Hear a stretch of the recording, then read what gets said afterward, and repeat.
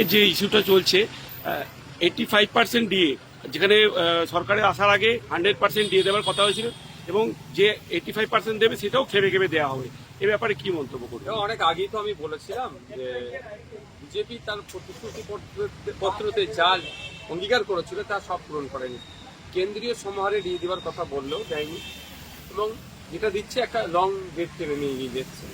তো এটা সরকারি কর্মচারীদেরকে যে আশা দিয়েছিল ওই যে অঙ্গীকার করেছিল অঙ্গীকার করতে পারেনি। ঠিক বিগত সরকার যেভাবে ঘুরিয়ে ঘুরিয়ে নিয়ে যাচ্ছিল এই নতুন সরকার এসেও সে একই পথে করতে হচ্ছে।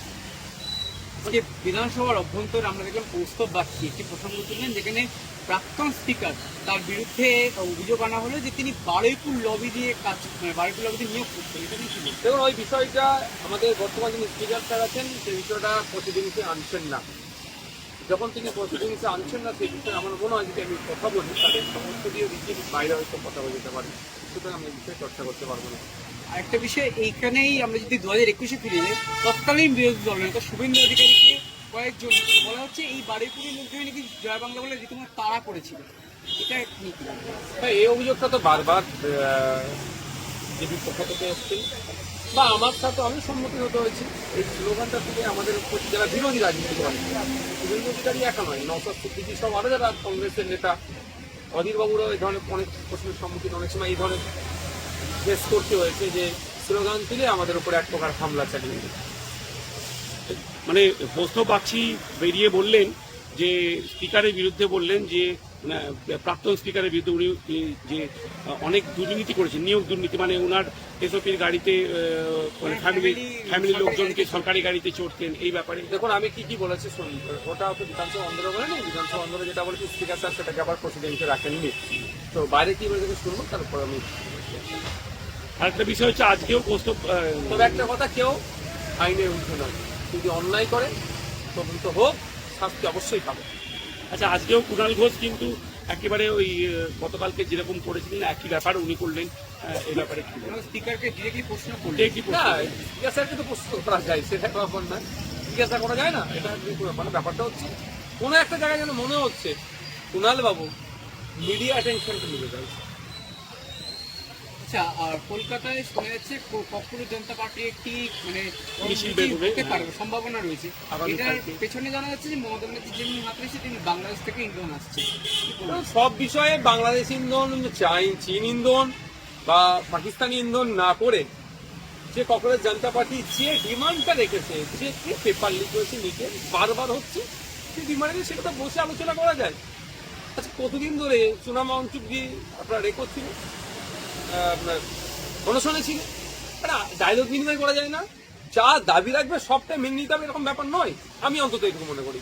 কিন্তু কথা বলা যায়, আলোচনা তো করা যায়। আপনি কতটা সমর্থন করছেন?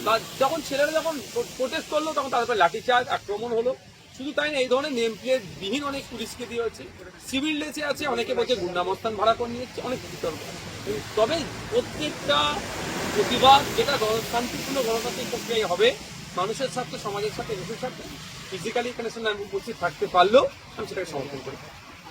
আইলা ইউনিভার্সিটি থেকে আজকে তারা মিছিল বের করেছিল, মানে এইটা নিয়ে এই ছাত্রদের আন্দোলনের তারা প্রেক্ষিতে তারা একইভাবে সরব ছিলেন। আগামী দিনে কি আপনারাও এরকম ভাবে? হ্যাঁ, আমাদেরও তো আছে, আমাদের তো চলছে, প্রতিবাদ চলছে আমাদেরও। আলিয়া ইউনিভার্সিটি আজকে ছাত্রছাত্রীরা তারা চলমান যে ছাত্র আন্দোলন চলছে সেটাকে সংহতি জানিয়ে এবং ছাত্রদের উপরে যে আক্রমণ হয়েছে সেটার বিরুদ্ধে আজকে একটা শান্তিপূর্ণ প্রোটেস্ট র্যালি বার করেছে। অন্যান্য ইউনিভার্সিটি থেকে আগামী দিনে বার হবে এটা। আমি মনে করি যত দ্রুত সম্ভব ভারত সরকারের উচিত হবে যে ডিমান্ড আছে, সর্বপ্রথম ব্যর্থ যেহেতু হয়েছে ধর্মেন্দ্র প্রধানজি, এই প্রশ্নটি আটকাতে ব্যর্থ হয়েছে, এই দায়নে তার পদত্যাগ করা দরকার। দেখুন, লালকৃষ্ণ আডবাণীজি ওটার সময় একটা অভিযোগ করেছিল, তিনি কিন্তু পদত্যাগ করেছিলেন, এটুকু আমাদের মাথায় রাখা দরকার। আপনি যে প্রসঙ্গটা বললেন নিটের পেপার লিক, কিন্তু ককরোচ জনতা পার্টি নিটের পেপার লিকের নাম করে মানে কন্টিনিউ রাষ্ট্রবিরোধী কথা, স্লোগান শুধু নয় সাম্প্রদায়িক দাঙ্গা লাগানোর অব্দি চেষ্টা করেছিল। যদি যে কেউ, আমি আপনি ওই যারা প্রোটেস্ট করছে, প্রোটেস্টাররা যে কেউ রাষ্ট্রবিরোধী যদি কোনো স্লোগান দেয় তার কোনো ছাড় নেই। রাষ্ট্রের দেখুন সবার উপরে রাষ্ট্র আমাদের একটা নিয়ে, সরকারের বিরুদ্ধে কথা বলা আর রাষ্ট্রের বিরুদ্ধে কথা বলা এক নয়। সরকার যে কোনো সময় ইচ্ছে পরিবর্তন হতে পারে, তখন কংগ্রেস ছিল, এখন ভাজপা এসেছে, আগামী দিনে কেউ আসতে পারে। রাষ্ট্র রাষ্ট্র, সরকারের বিরুদ্ধে কথা বললে সেটা রাষ্ট্রের বিরুদ্ধে কথা হয়ে যাচ্ছে, এখানে কেউ ঘুরিয়ে ফেলে। সমস্যা হচ্ছে এখানে সরকারকে প্রশ্ন করলেই অনেকে বলে ফেলে এটা রাষ্ট্রের বিরুদ্ধে প্রশ্ন হচ্ছে, মোটেও নয়। আমি সরকারকে প্রশ্ন করবো না, কাকে করবো? আমি জনগণ, আমি নির্বাচিত করেছি একটা সরকারকে 5 বছরের জন্য চালানোর জন্য। সে যদি ঠিকঠাক না চালাতে পারে আমি প্রোটেস্ট করবো, প্রশ্ন করবো। কারণ এই প্রোটেস্ট করা, প্রশ্ন করার রাইট আমার সংবিধান দিয়েছে। এই প্রশ্ন করা বা প্রোটেস্ট করাকে যদি কেউ দেশবিরোধী বলে দেয়, রাষ্ট্রবিরোধী বলে, কেউ যদি লাগিয়ে দেয়, সেটাও আমি করি। প্রধানমন্ত্রী পদত্যাগও দাবি করেছেন ছাত্রছাত্রীরা, যেহেতু দীর্ঘায় হয়ে যাচ্ছে এবং কেউ কথা বলছেন না রায়, এই ব্যাপারে আপনি কি বলছেন? তো যে কেউ যে কোনো ডিমান্ড রাখতে পারে। আগে শিক্ষামন্ত্রী, কেন্দ্রের শিক্ষামন্ত্রী, ধর্মেন্দ্র প্রধানমন্ত্রী পদত্যাগটা করুন। একটা বিষয়, কলকাতাতে যেহেতু এটা হচ্ছে, যেহেতু রাষ্ট্রবিরোধী তকমাটার উপর লেগে রয়েছে, যেহেতু কলকাতা থেকে বাংলাদেশ, মানে পশ্চিমবঙ্গ থেকে বাংলাদেশ খুব একটা বেশি দূরত্ব না, তো কোনো রকম ভাবে কি একটা মানে ন্যারেটিভ সৃষ্টি করা হচ্ছে? না দেখেন, আমি এটা জানি না। বর্ডারের পাশে কেউ কি প্রোটেস্ট করতে পারবে না? বাগদা, বনগা থেকে শুরু করে যারা আছে প্রোটেস্ট করতে পারে না? বাংলাদেশের সাথে কলকাতার কত দূর হচ্ছে সেটা বড় কথা নয়। ব্যাপারটা হচ্ছে, দেখুন আবারও বলছি, কেউ যদি রাষ্ট্রবিরোধী লাগিয়ে দেয় সেটা আলাদা জিনিস।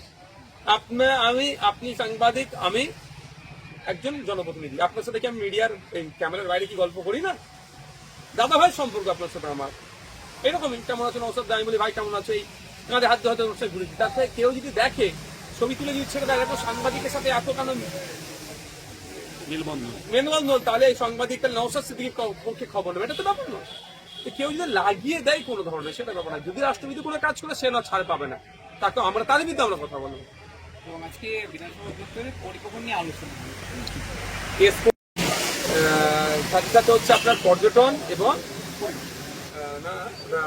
উত্তরবঙ্গ উন্নয়ন, এই 3টে বিষয় নিয়ে আলোচনা। যে আলোচনা চর্চা হয়েছে, আমি অংশগ্রহণ করেছি। প্রথম বছরের সরকার, এখন 1 বছর পূর্ণ হয়নি। স্বাভাবিকভাবে বাজেটে যেগুলো গ্যাপ আছে সেগুলো ভরিয়ে দিয়েছি। বিগত সরকারের আমলে যে যে গ্যাপগুলো ছিল, দুর্নীতি ছিল, সেটা বলেছি। এবং আগামী দিনে কি করতে হবে বেটার করার জন্য, বাংলাকে এগিয়ে নেওয়ার জন্য, স্পোর্টস বলুন বা নর্থ বেঙ্গলের ডেভেলপমেন্টের জন্য। নর্থ বেঙ্গলের ডেভেলপমেন্টের ক্ষেত্রে আপনার কার্যকারী ভূমিকা একটা থাকে শিলিগুড়ি, উত্তর পূর্বাঞ্চলের প্রবেশদ্বার, আন্তর্জাতিক বিজনেসের করিডোর। ওটা পূর্ব ভারতের অন্যতম একটা বিজনেস হাব করা যায়। সেটা কি হচ্ছে না হচ্ছে। 8টা ডিস্ট্রিক্ট নিয়ে উত্তরবঙ্গ তৈরি, প্রায় সেখানে 3.80 কোটি মানুষ থাকে। তো 8টা ডিস্ট্রিক্টে একত্রে উত্তরবঙ্গ দেখলে, একটা জোন দেখলে হবে না। 8টা ডিস্ট্রিক্টে 8 রকম কমিশন আছে। মালদাতে যেমন সব থেকে বেশি ইফেক্টেড হচ্ছে গঙ্গা ভাঙন, সেটা রোধে কি পরিকল্পনা নিয়েছে। কালিম্পংয়ে আপনি অর্গানিক চাষের জন্য একটা সব থেকে ভালো এলাকা, ফল ফুল তৈরির ক্ষেত্রে বিশাল কমিশন আছে। ডুয়ার্সের পার্টিতে চা বাগানের ব্যাপার আছে। এই যে 8টা জেলাকে নিয়ে তৈরি, সেই বিষয়টা নিয়ে চর্চা করছে। আগামী দিনে কিভাবে কি করতে, কিভাবে একটা সময় ছিল বাংলার ফুটবল টিমে এই দেশের ফুটবল টিমে 12 জন মতো 11 জন 12 জন বাঙালি ফুটবলার থাকতো, এখন একটাও নাই।